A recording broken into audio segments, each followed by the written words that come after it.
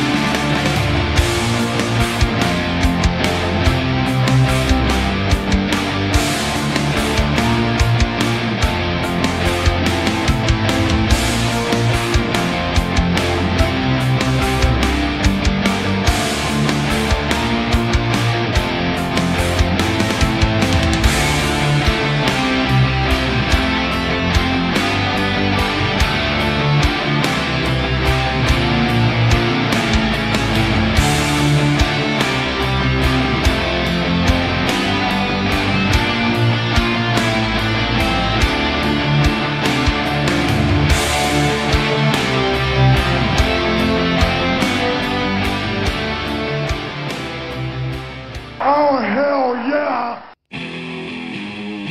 Oh, you didn't know? Your ass better call somebody!